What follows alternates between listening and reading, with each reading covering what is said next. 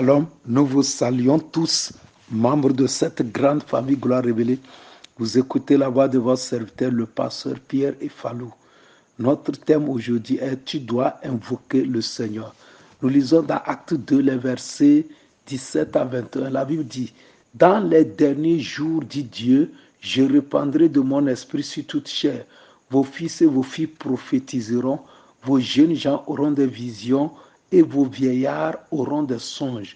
Oui, sur mes serviteurs et sur mes servantes, dans ces jours-là, je répandrai de mon esprit et ils prophétiseront. Je ferai paraître des prodiges en haut dans le ciel et des miracles en bas sur la terre, du sang, du feu et une vapeur de fumée. Le soleil se changera en ténèbres et la lune en sang avant l'arrivée du jour du Seigneur, de ce jour grand et glorieux.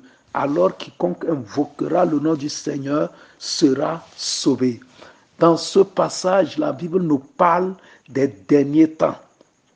Et ces derniers temps ont commencé le jour de la Pentecôte où l'apôtre Pierre a cité cette prophétie de Joël. Et si depuis le temps de Pentecôte est le dernier temps, ça veut dire que nous sommes dans les derniers des derniers temps. Je suis content parce que beaucoup des choses qui ont été dites dans les prophéties, nous les voyons s'accomplir. Beaucoup ne croyaient pas en Dieu, mais depuis l'année passée, par cette pandémie qui est arrivée, beaucoup se sont repentis. Malgré que les églises étaient confinées en 2020, nous avons vu beaucoup de personnes se repentir, chercher Dieu parce qu'étant dépassés. Il y a trois choses principales que la Bible est en train de dire dans ce passage. Je vais commencer par la deuxième chose.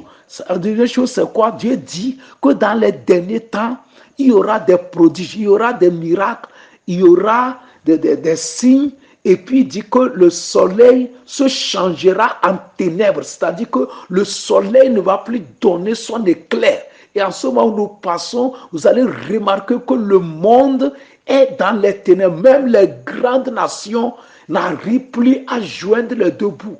Elles sont dépassées économiquement, dépassées sanitairement, dans tous les sens. Il y a une confusion, il y a un trouble. Donc c'est la prophétie de Joël qui est en train de s'accomplir. Président, le diable veut profiter. Je suis content parce que beaucoup ont compris et ils prient pour que le diable ne profite pas, mais que ce soit Dieu qui profite pour sauver ce monde. Donc, il y aura des choses bizarres qui vont se passer. La Bible dit que la lune va devenir du sang. Ça parle du jugement. Parce que beaucoup ont pensé que Dieu est faible et ils sont libres de faire ce qu'ils veulent. Mais je vous dis la vérité que notre Dieu, le Dieu créateur, il est encore assis sur le trône. Il domine les nations, il domine les pays, il domine les continents. Et ceux qui mettent leur confiance en lui, ils ne seront pas honnis, ils ne seront pas déçus. Donc le jugement est en train de s'abattre dans ce monde. Ensuite, la Bible dit, président, que les croyants seront remplis du Saint-Esprit. Et si vous voyez bien, beaucoup, en ce moment où je parle, sont remplis du Saint-Esprit, sont remplis de feu, sont remplis de puissance. Beaucoup s'affermissent encore au même moment, d'autres rétrogradent, d'autres tombent, mais d'autres montent plus haut. Mais je veux que toi aussi tu comprennes que c'est le moment de chercher à être rempli du Saint-Esprit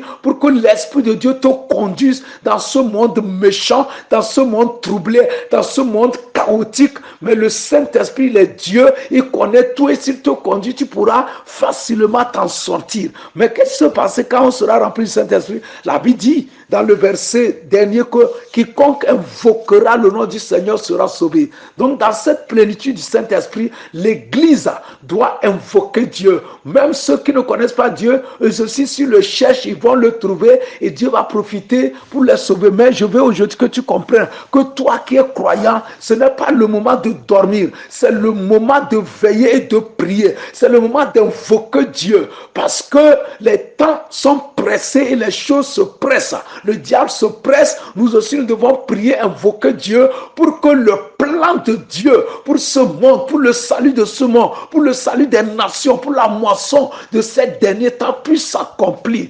Oui, Dieu te pousse, il veut que tu pries. Je suis content parce que beaucoup de serviteurs de Dieu ont compris, la prière est en train de monter. Que le nom du Seigneur soit loué. Maintenant, je prie et je déclare au nom de Jésus que le plan de l'ennemi ne va pas triompher, mais le plan que Dieu a pour toute situation, parce que Dieu utilise toute situation, que ce plan uniquement s'accomplisse. Le diable ne va jamais gagner, parce que les croyants sont encore sur cette terre et ils prient. Au nom de Jésus, je déclare que toi aussi, quand tu vas prier, Dieu va utiliser ta prière pour accomplir de grandes choses dans le nom de Jésus. Que Dieu te fortifie, qu'il t'encourage et que l'Esprit de Dieu te fortifie et te console dans ce monde troublé.